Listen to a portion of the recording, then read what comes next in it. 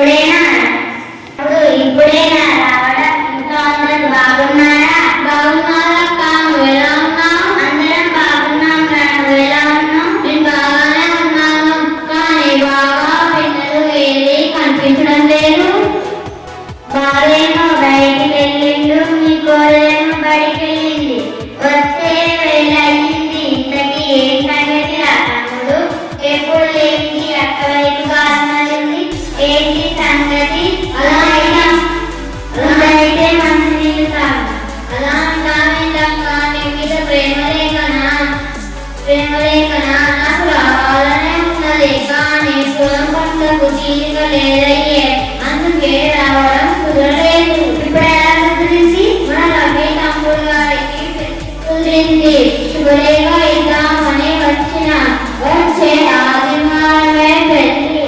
నువ్వు బాగా బిడ్డలు 2 రోజుల ముందే తప్పకుండా వస్తాము.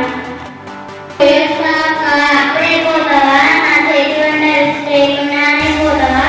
మళ్ళీ వచ్చినప్పుడు తీరిగ్గా తీయక్క.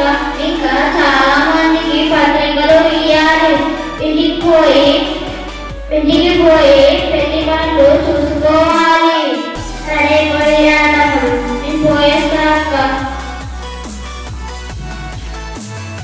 నీలో నువ్వైతే సంబరపడిపోతున్నావు. మా బాబాయ్ పెళ్లి కుదిరింది. వచ్చే ఆదివారమే పెళ్లి. ఇదిగో శుభలేఖ.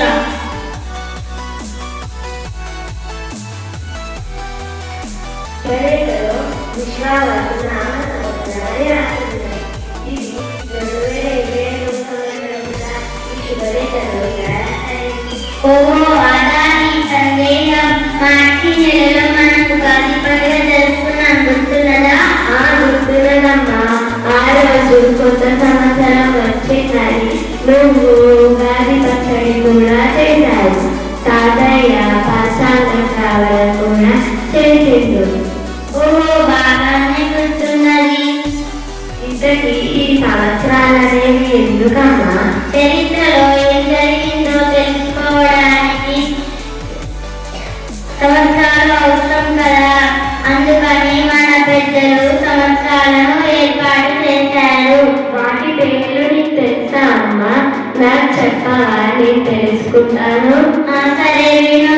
ప్రభవ, విభవ, శుక్ల, ప్రమోదత, ప్రజోత్పత్తి, అంగీరత, శ్రీముఖ, భావ, యువ, దాత, ఈశ్వర, బహుధన్య, ప్రమది, విక్రమ, వృష, చిత్రభాను, స్వభాను, తారణ, పార్థివ, వ్యాయ, సర్వజిత్తు, సర్వదారి, విరోధి, వికృతి, కర, నందన, విజయ, జయ, మన్మద, దుర్ముఖి.